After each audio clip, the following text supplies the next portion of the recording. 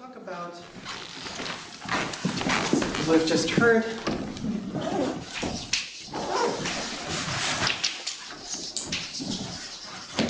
Canonical constructions and valuations.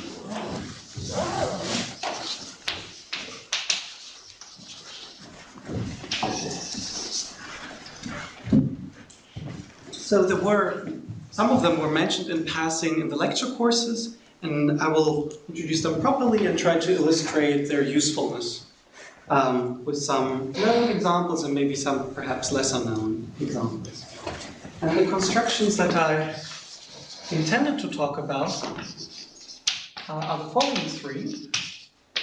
The first one is the standard decomposition.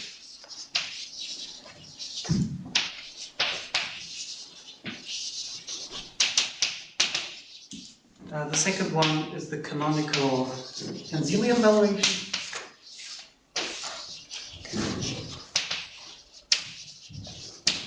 And the third one does not have a standard name, but we can call it the canonical F-compatible valuation.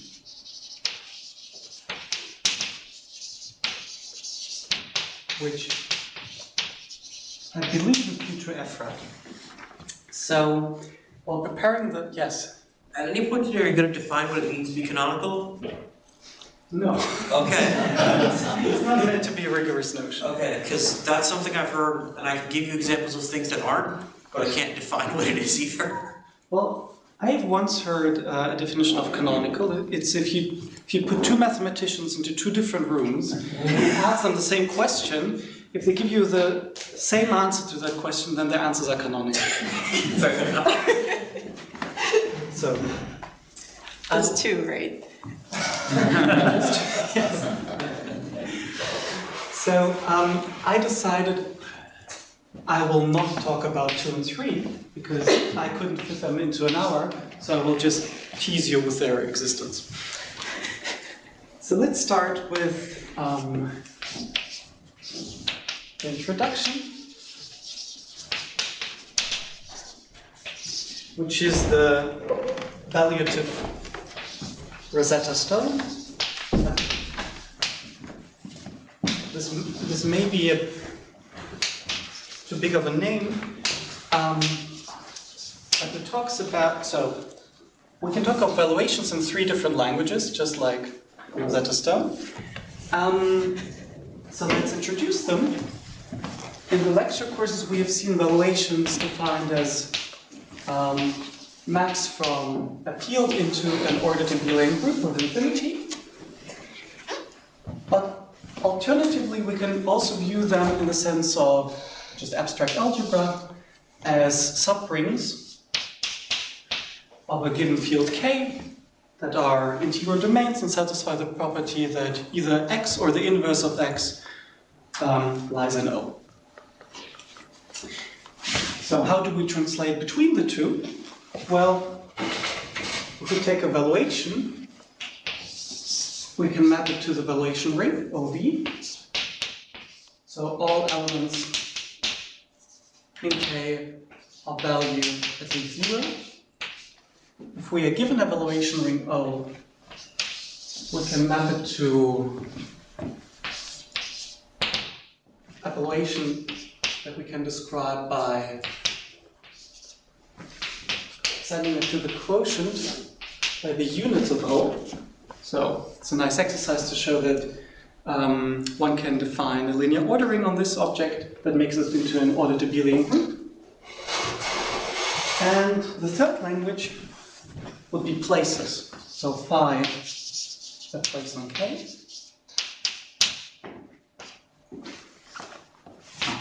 I guess I wanted to denote these as sets. Evaluation, okay.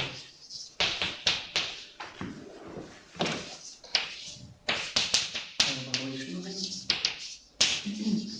And they're supposed to be all in one-to-one correspondence.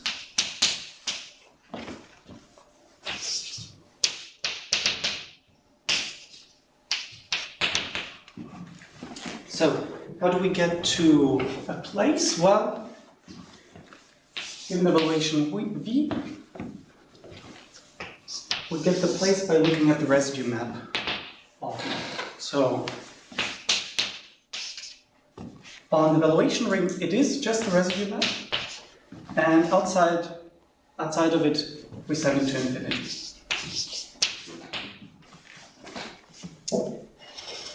So from a given place, we can recover the valuation ring as the inverse of K under the place.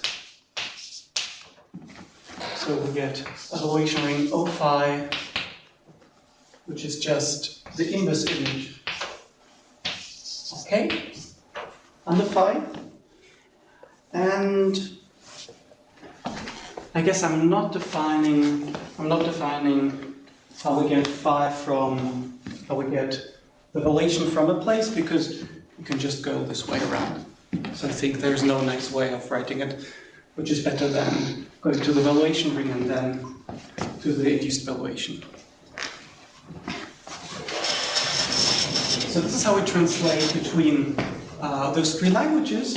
And if we are in rank 1, so if the value group is Archimedean, this is all there is. But if we allow arbitrary rank valuations, then we get extra structure. So how does this look like? We get an additional relation, the coarsening relation.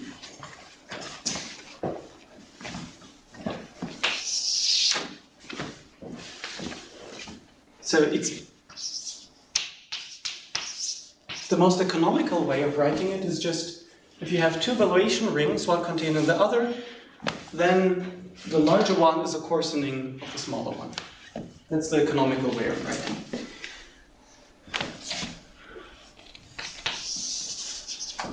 Slightly less economical way would be to look at the induced valuations, which would look like this.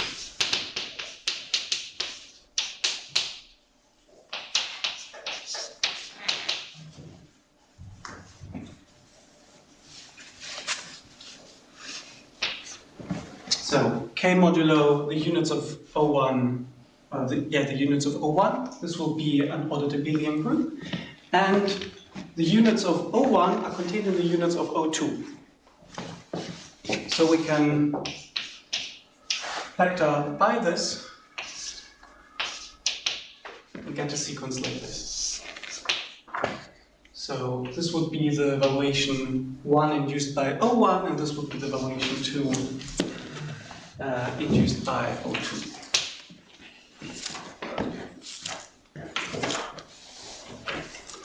And more generally, if we're given a valuation where we write the ordered abelian group as gamma, the right notion of substructure are convex substructures. And if we divide by convex substructures, we of course get a new valuation. So let's say delta has some convex substructure, convex subgroup,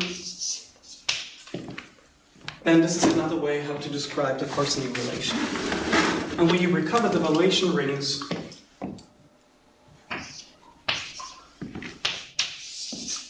again just by just in the same way as above. So OV contained in OW. And when you're doing proofs, usually you would think of coarsen valuations in this way, with the value group. And now if we switch to the language of places, we get the following. It turns out that all of a sudden there are not just two valuations present, but anytime we have a coarsening, there are in fact three valuations present, because there is an induced valuation around.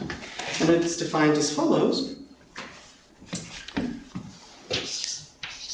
So if K2, the residue field of W, if that place is phi omega, then we get an induced place going from the residue field of omega, residue field of W to the residue field of V, just by sending an element A to the coset with respect to the maximal ideal of W, and this one we send to the coset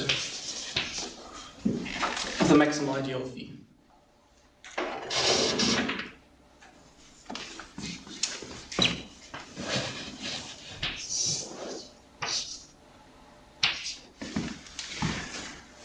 So, abstractly, if we're given the composition of two places, like this,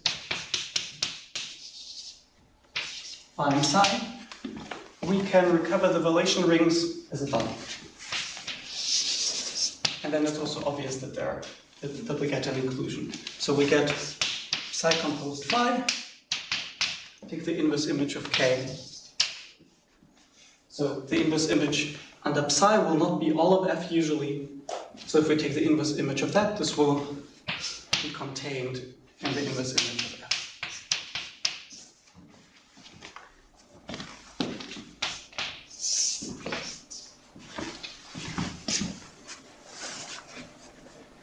So where was I imprecise? I guess question to the audience.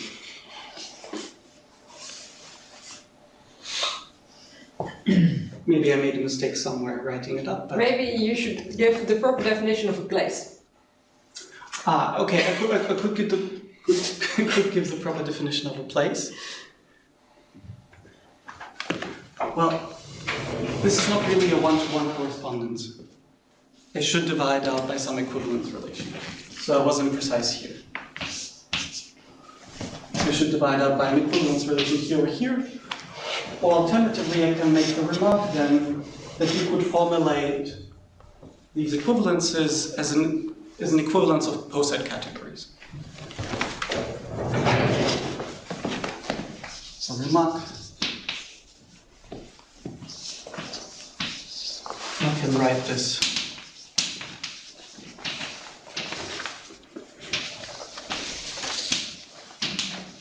As an equivalence of poset categories.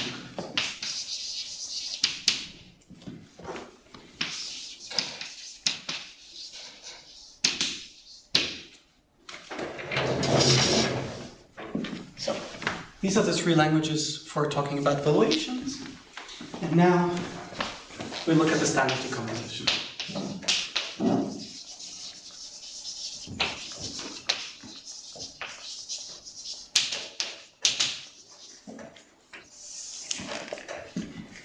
So, and the leading question here is,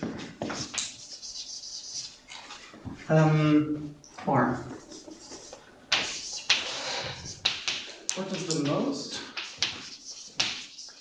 or maybe I should just say, a way to cut up the valuation?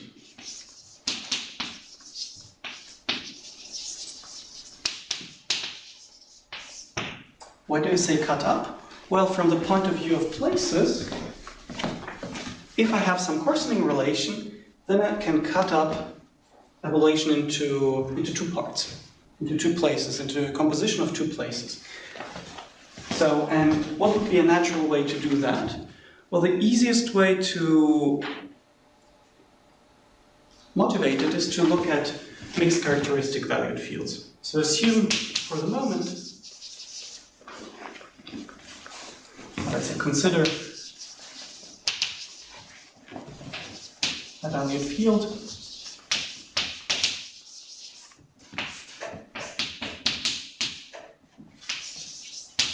of characteristic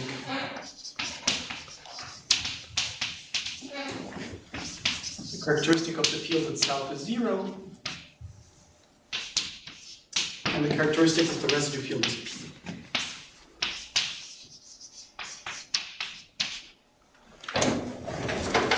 So let me write this in a suggestive fashion, where we have k here, and we have kv here. We know this is characteristic 0, this is characteristic p. And we might, if we cut it up, we might have other places in between. So which way is coarser, which way is finer? That I always need to look up. So this way it's finer. Because from the point of view of topology, we have more open sets. So it's finer. And in this direction, we are coarser. And we start with characteristic 0, and we end with characteristic p, and the residue field will either have characteristic 0 or p. And at some point, a transition must occur. And this is where we want, and that's what we want to identify. So there are two special places, namely V0 and the residue field KVP, where this change occurs.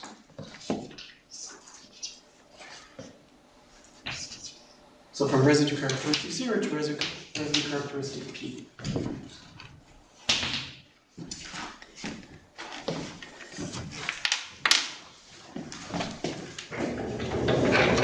So we'll show that in a second.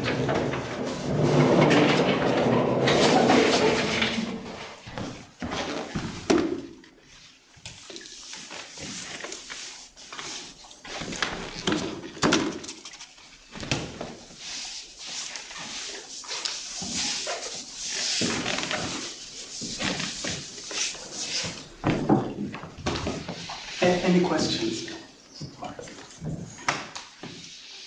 I still would like a definition of the places because I don't know it, and I also can construct it from the definition I know with this group. So. You're right.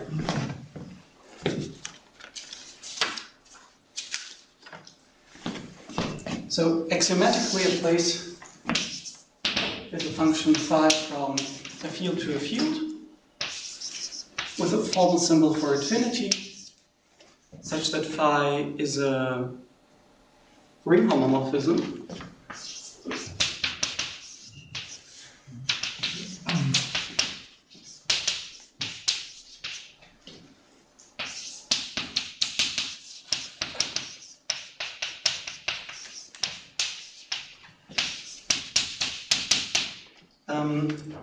In a way that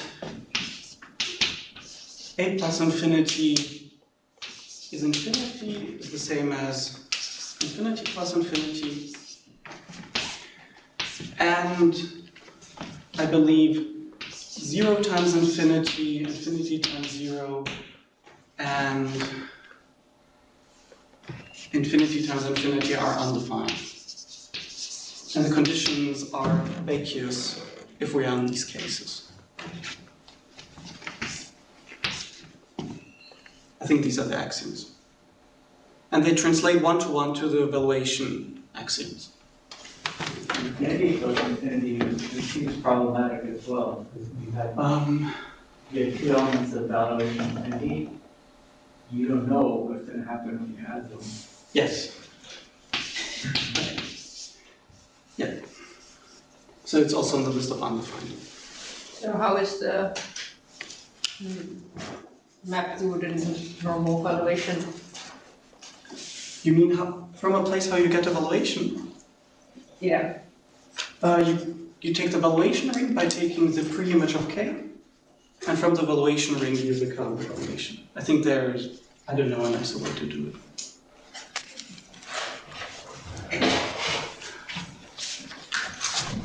So, here, everything you need to know about the standard decomposition.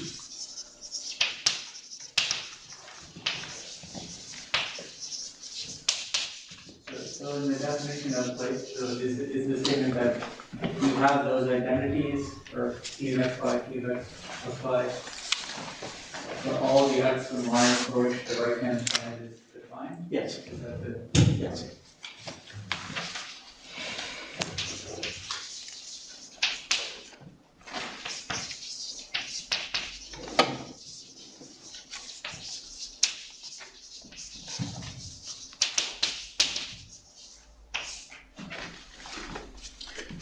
So, we are in the setup where we're a mixed characteristic, and we say let B0 be the finest worsening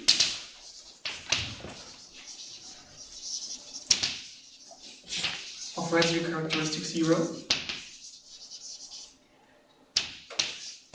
So what does that mean?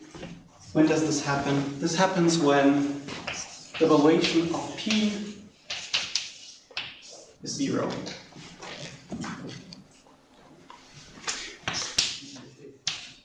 VP, we let be the coarsest worsening of residue characteristic P. For that to happen, the value of P must be bigger than 0. Yeah. Yes. One more thing there. So Yes. I think if you want to pre-image or duplicate to be a valuation ring, Yes. right, and somehow this should force phi of x times 1 over x to be phi of x times phi of 1 over x. And so you want to conclude that one of them has to be not infinity. Yes. Right?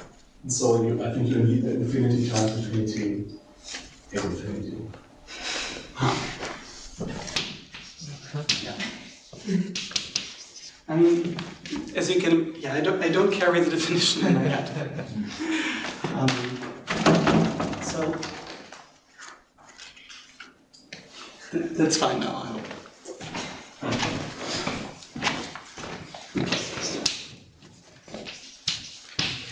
So VP, we let VP be VP bar the induced valuation.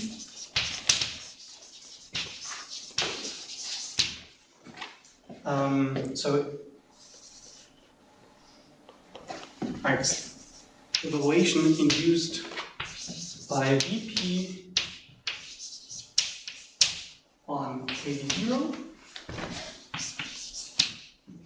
and V double bar is the valuation induced by V on KV. So, what is the claim, or what are the claims? The claims are that these three valuations together compose to V. So then, here's the composition of V double bar, VP bar, and V0 bar. And so now we'll do a proof by hand waving. So I'll say the argument out loud and then we write down what we can conclude. So how do we get V0? V0 is obtained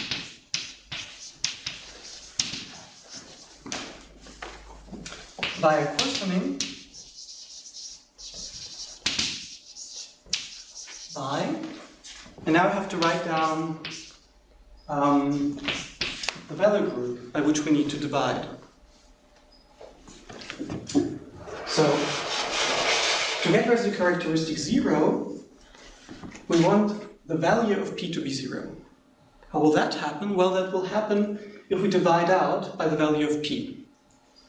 So at the very least, we need to coarsen by the convex hull of the value of P.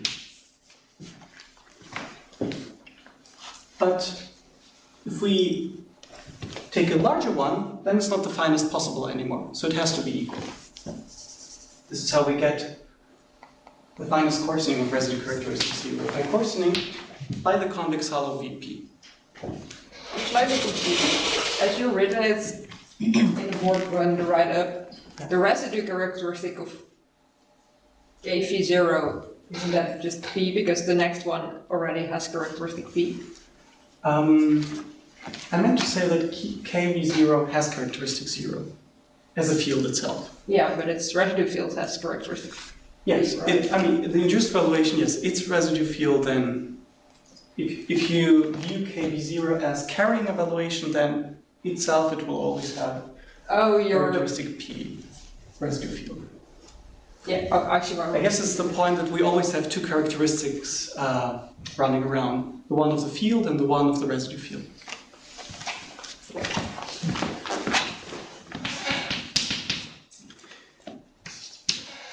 So what is VP? VP is obtained via coarsening by, so what is the appropriate value group here? We call it gamma P.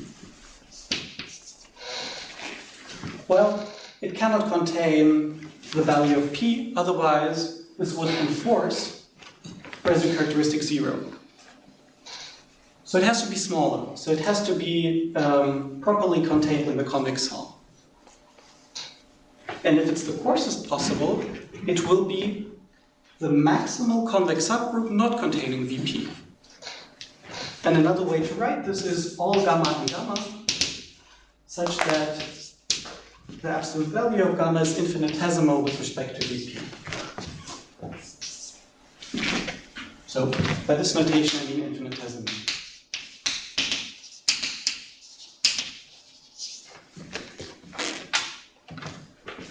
So this is a convex order-to-Dealing group which lies completely below the value of P.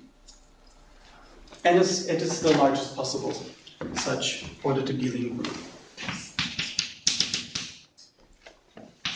Leo, I think in B you want finest. Where? Here? In B? In B? Yeah, so Are you sure? if it's coarsest, then you just go all the way. Yes. You want the you want the first, you want the finest one, right?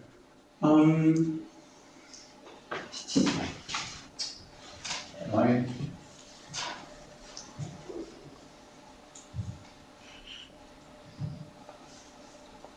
Could be. I mean, I was pretty sure it was the coarsest, but okay, maybe it's the finest.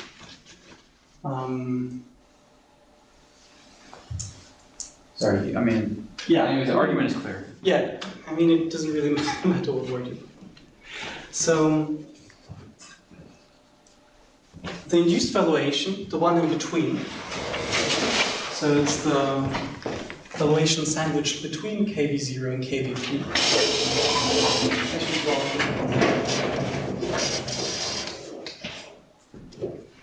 It has rank 1.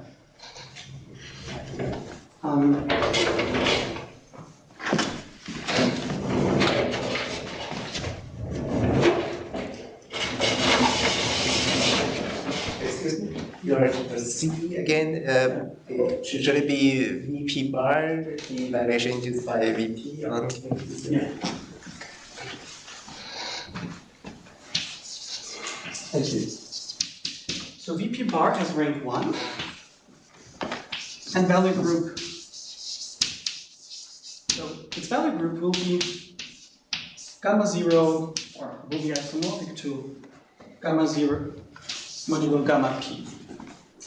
And it's a little exercise to show that this quotient will be Archimedean.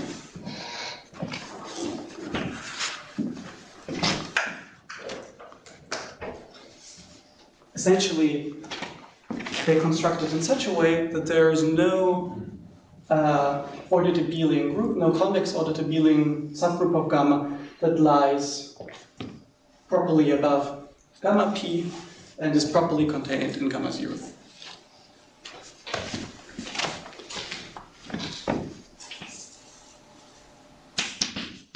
So, how do the valuation rings look like now?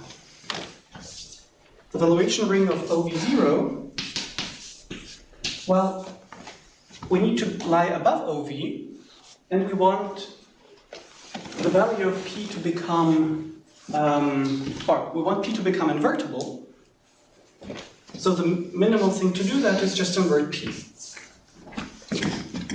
So the valuation ring of OV0 will be OV inverted P.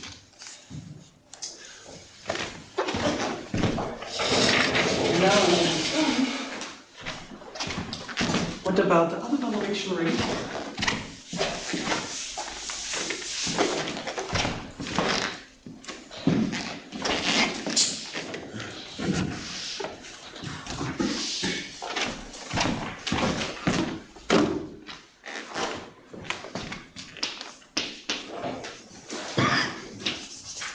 The maximal ideal of B0 is given as the intersection of all principal ideals generated by a power of P. Why is that? Well, we are just looking for valuations, for elements whose valuation is bigger than any multiple of the valuation of P. So it's just the intersection of all these principal ideals. And the maximal ideal of VP, well, if your valuation is bigger than 0 after quotienting by gamma P, this means that you're just a positive rational multiple away of VP.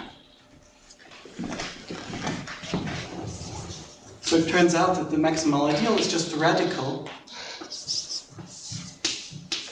of the ideal generated by P.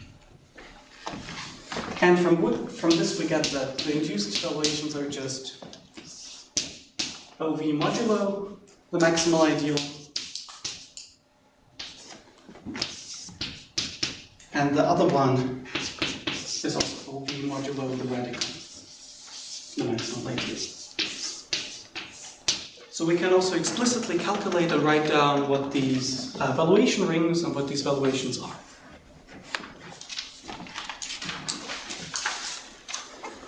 So a few remarks are in order. So example remark, if V is of rank 1, then everything trivializes. Then there's just this middle part. Then V0 is trivial and V double bar is trivial.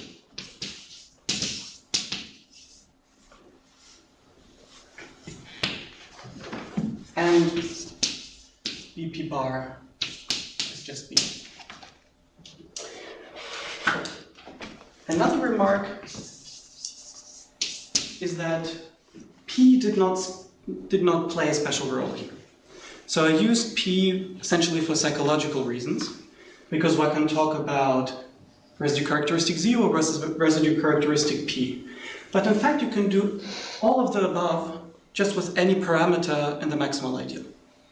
So there's really nothing special about P. So it generalizes.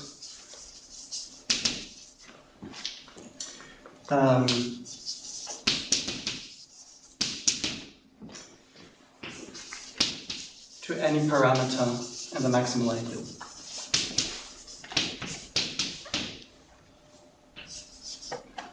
Right, and this is desirable because what would you do if you, let's say, if you're working with function fields or with, let's say, ultra products of function fields? Where do you do the cut? You cannot use characteristic to distinguish them anymore. What is rank 1? What is a rank of evaluation? Rank 1 means that there is no proper non-trivial convex subgroup, or equivalently, Hölder's theorem tells you that you can embed into the reals.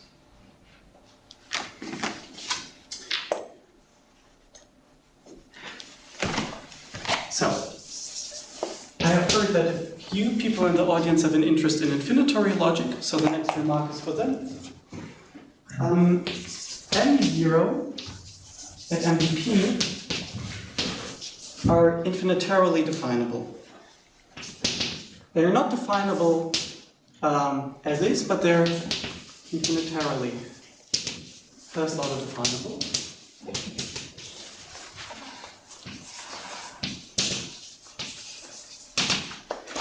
You may ask, well, what are the formulas? They're not difficult to write down. So to define the maximal ideal of V0, we just take an infinite conjunction ranging over the natural number, saying that the value of x is bigger than n times the value of p. In first order logic, we are not allowed to quantify over the natural numbers, but instead in infinitary logic, we can take infinite conjunctions. So for those that are familiar with it, this would be a formula in L omega 1 omega.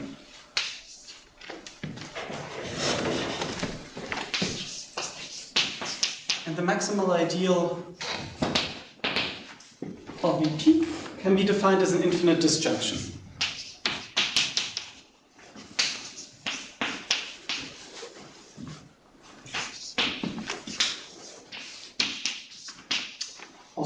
same language.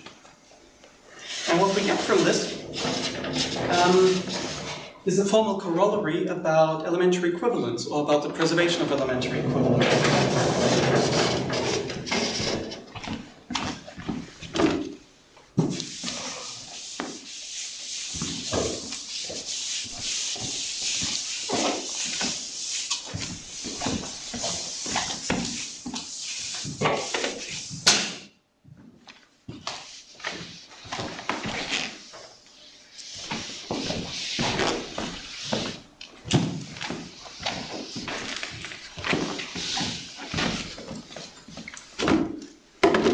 So the consequence is that if you're given two valued fields that have some saturation, let's say L0 saturated,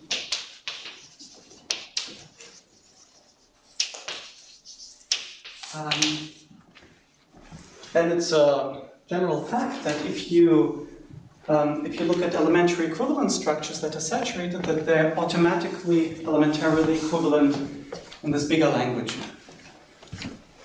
So from this we get that if these two saturated structures are elementarily equivalent, we can use elementary equivalence of all the valuations that we have mentioned before. So with respect to K0, I guess I will not write them all out. So all the valuations mentioned, including the induced ones.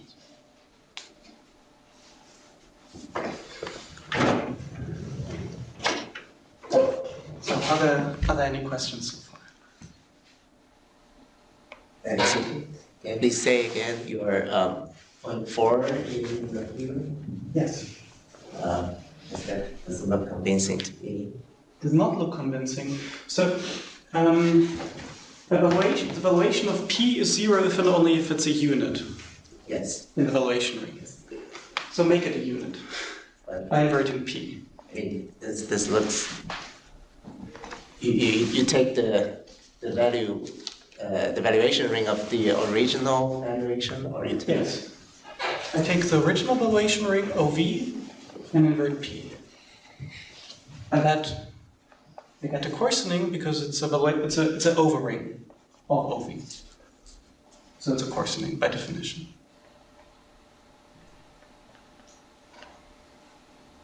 If I take the valuation ring of the P and join that with 1 over P.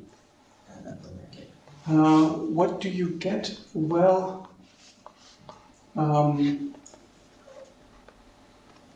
if you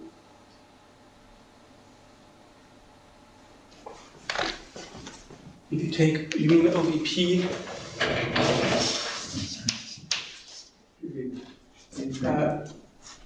You should just get the same thing. If you take OVP and then join 1 over P, you should just get the same thing. You're inverting, here you're inverting elements that are of valuation strictly smaller than VP.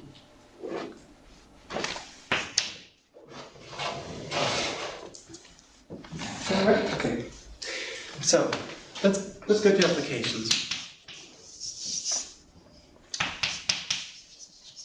So let's use standard decomposition to go from 0p to 0, 0.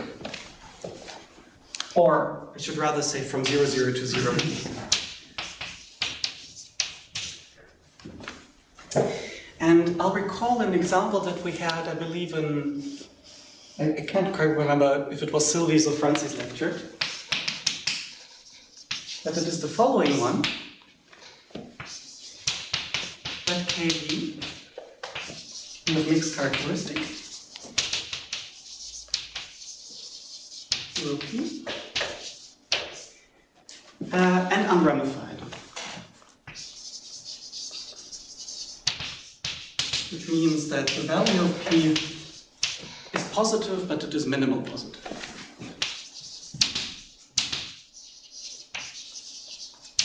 So we could write, alternatively, we could write Vp as 1.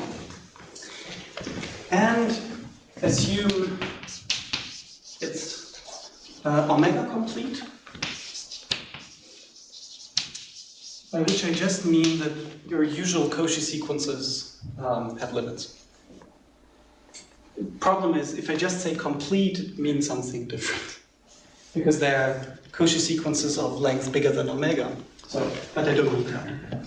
So omega complete, this is the case if it is, so this is already the case if it is L1 saturated. And the residue field is perfect. So under all these assumptions, I can calculate KV0, so the residue field of characteristic 0, together with its induced valuation rate.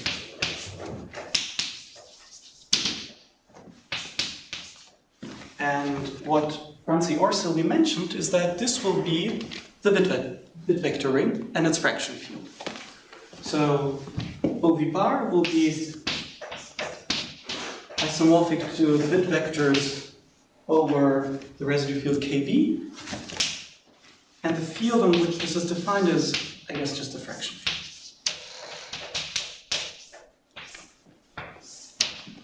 Why is that? Well, if we are unramified, so VP is minimal positive, then the convex subgroup containing 1 is just Z, is a copy of Z in the band group. So what is a complete Z-valued mixed characteristic valued field with a perfect residue field? That's described exactly by the structure theorem of bit vectors, of the bit vector ring. So this is some known structure theorem.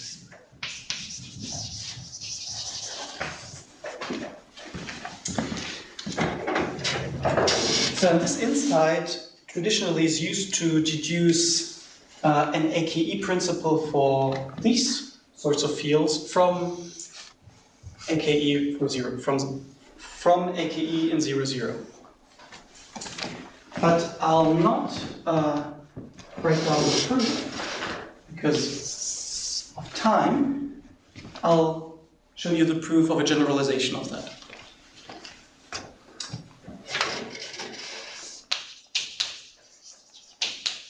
So what we use here is the saturation decomposition method.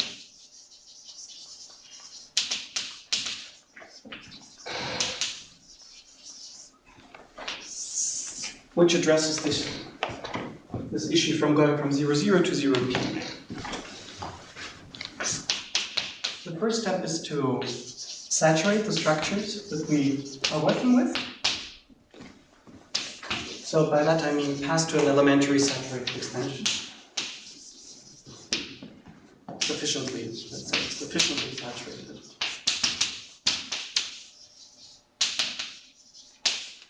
And in the second step, decompose the saturated valuation.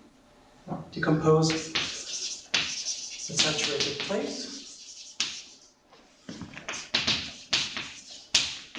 into parts, and then analyze them individually.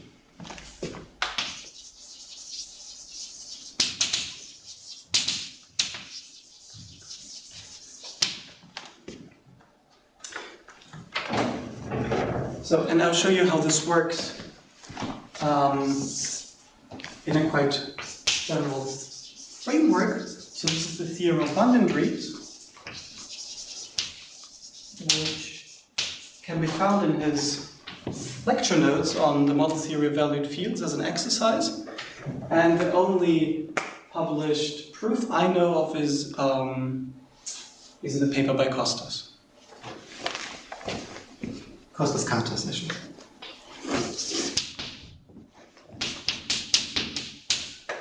So it's the following statement. If we are given henselian valued fields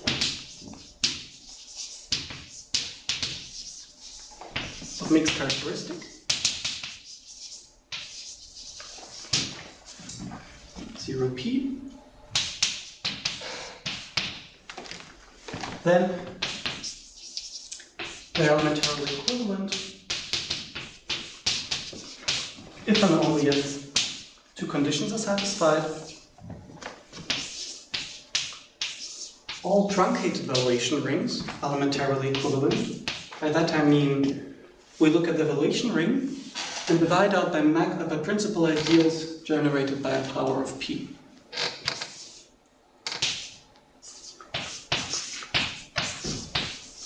So and that has to hold in the language of rings for all n. So for all natural numbers n.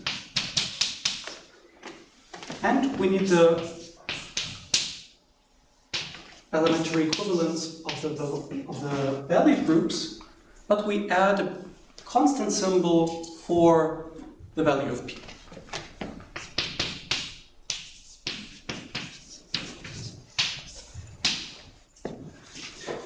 What is nice about this theorem is it's completely general, right? The assumptions are quite minimal. We don't assume that the field is unramified. We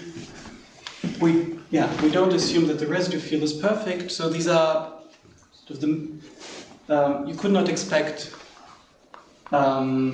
weaker assumptions. But the cost is on the right-hand side we have quite strong conditions. So the value group condition is quite nice, but how would you get a grip on these truncated valuation rings? That's the difficult part.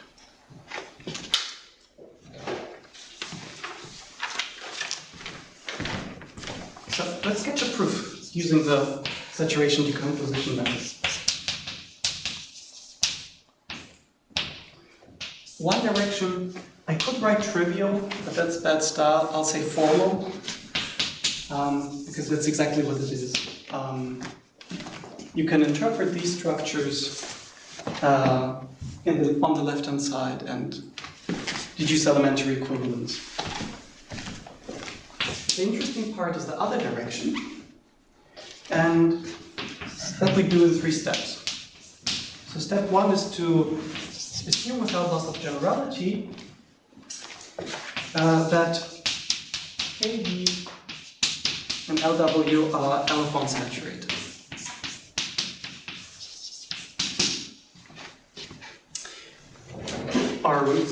So how would that go?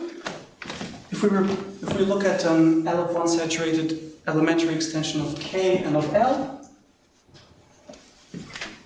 if we can prove the statement for the saturated ones, then we get the statement for the original ones. So that's purely formal.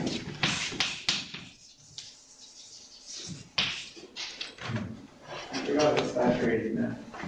So can you remind me? Saturated? Yeah. So let's say let's say L1 saturated means that any family of definable sets with the finite intersection property has countable intersections. Has arbitrary intersections. Sorry, say that again? Any family of definable sets with countably many parameters that has the finite intersection property has all intersections. You mean that the intersection is not empty, or what do you mean? Yes. Sorry. Yeah. I mean that any finite intersections are non-empty, then the whole family has a non-empty intersection. Okay. So L1 saturated means that if you assume that any intersection of less than L1, Yes. Sets is non-empty. So Reflection such that any subset. So the cardinality denotes the number of parameters that we are allowed to use in our definable sets. So the cardinal only refers to the size of the parameter set. And that's less than that, right? It's less than that. Yes. So you're allowed to use countably many parameters. And I don't want to derail the topic. Yeah. It would be possible just to write down the definition. Yeah. Okay.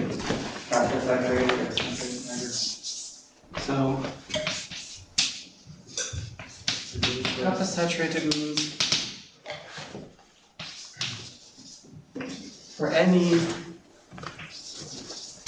definable family of sets. And it doesn't mean uniformly definable, so these can be, for each set I can use a different formula. So it's a family of definable sets. Yeah. So for any family of definable sets, so with less than kappa many parameters used, Altogether? Or? altogether, yes. Okay.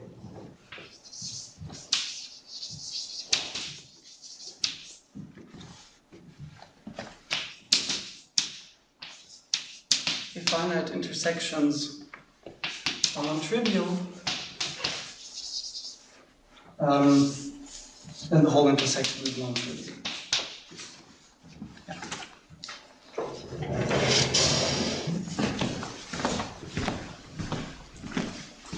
This goes back to Hausdorff.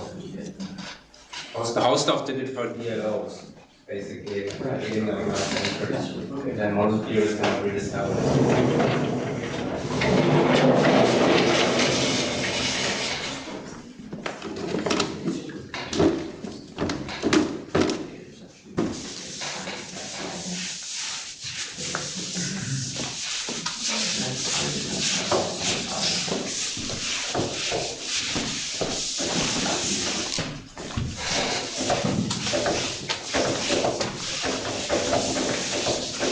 That definition is equivalent to the one about realizing as many complete types by compactness, right?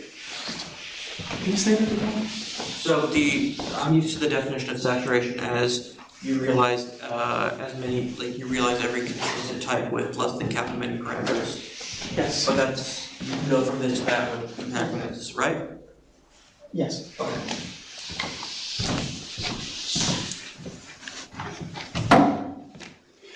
So the second step is using an upgraded version of 00 AKE, which I think the cool kids now call decomposition AKE.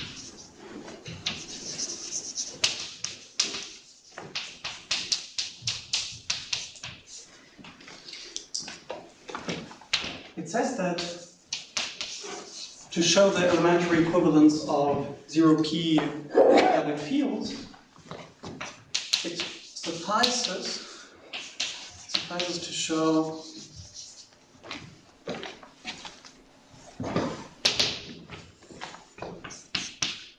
well, it wouldn't be quite, I read something incorrect, it wouldn't be quite right to say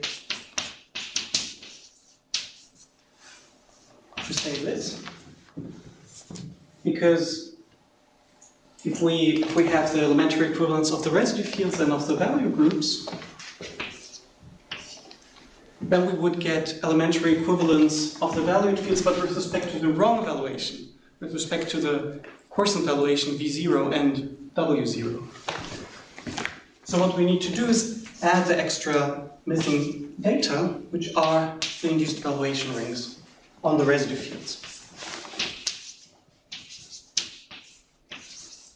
So decomposition AKE says that we have the elementary equivalence of the original valuation, or the original valued fields, if we have it for the residue characteristic 0 residue fields together with a predicate for the induced valuation ring.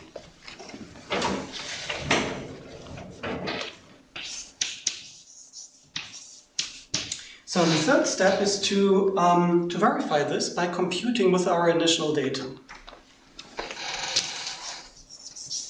So compute these from initial data.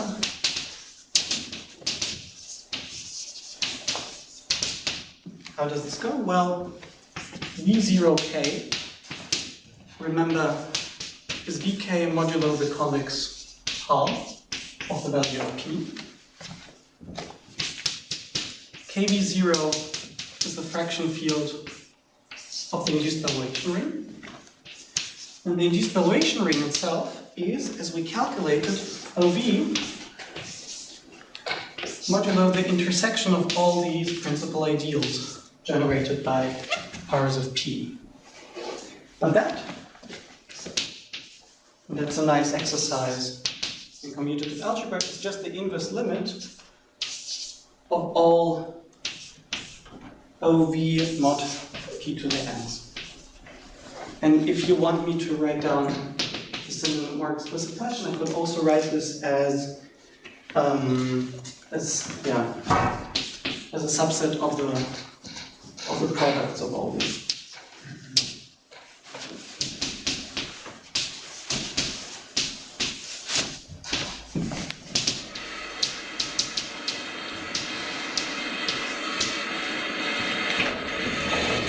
So I have induced maps between these rings, and I have compatibility conditions. Okay. Is that using, so in that precise morphism, we're using the henselian property, or We're using the saturation? saturation property, yes. So we're using the fact, here we're secretly using the fact that L1 saturated implies that we're omega complete. This is what we're secretly using. So what's missing is to somehow justify these elementary equivalences from these. So let me write that down.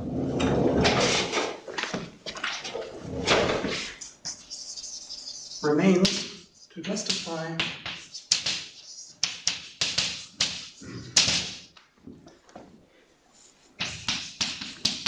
that the elementary equivalence of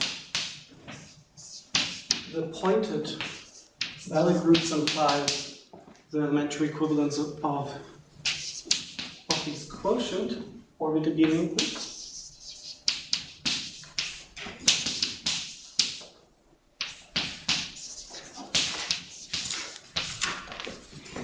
And that you can upgrade this family of elementary equivalences for all n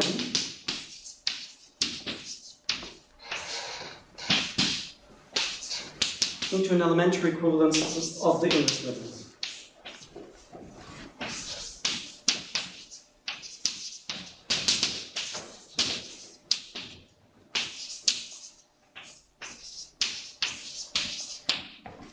So how do we do that?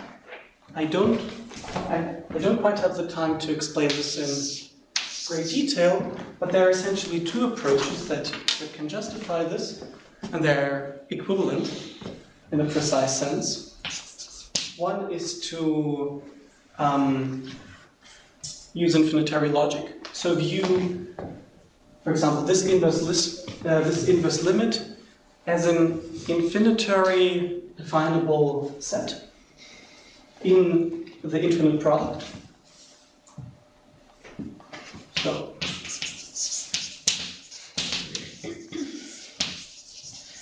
and the same goes for this convex subgroup, to interpret this as a definable set, infinitarily definable set.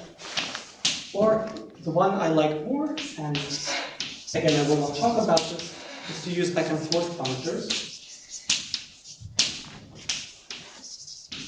So if you think of Hausdorff and DLOs, the way we show that two dense linear orders are elementarily equivalent is we construct a back and forth system between the two. And it so happens that there are some functors that preserve back and forth system. So if you have a back and forth system, and you apply the functor, get another back and forth system, what you get is you can shift elementary equivalence. You get a preservation of elementary equivalence. And this is what happens here, for example. The limit is a functor from a certain category, category of structures, multi-sorted structures. And it preserves back and forth systems if we apply this functor. So, didn't go into too much detail. So and since I'm now running out of time, I'll just tell you what I would have done in my final part.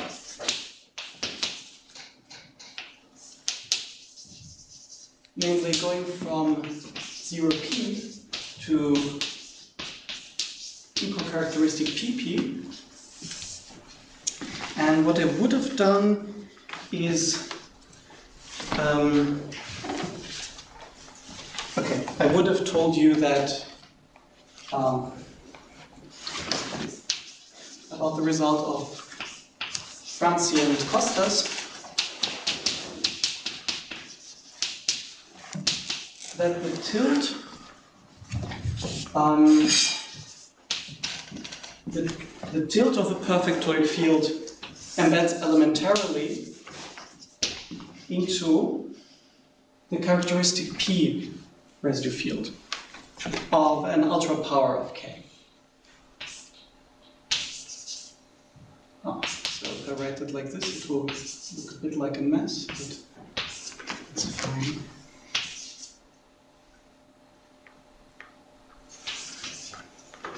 So the characteristic P residue field of an ultra power of a perfectoid field, the tilt will embed into it, and it will do so elementarily. So that's not so easy to show. I mean, there are a few subtle ingredients. And the second thing I would have talked about would be that you get a very short proof of the almost purity theorem.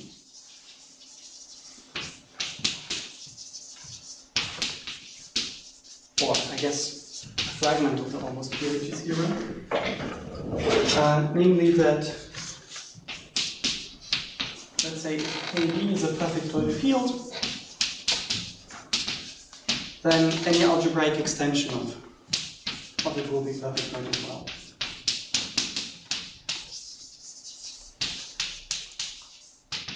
And in fact, the proof strategy works in a much more general class, which Franz Victor Kuhlmann calls roughly deeply ramified.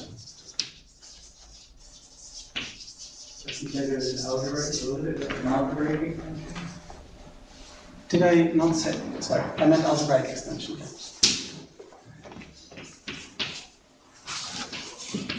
If you have a roughly deeply ramified field, then any algebraic extension thereof will also be roughly deeply ramified. And just for the sake of completeness, this means that the truncated valuation ring is semi-perfect, and the value of P is not minimal positive. And that's perhaps the even deeper application of the saturation decomposition method. All right, thank you very much.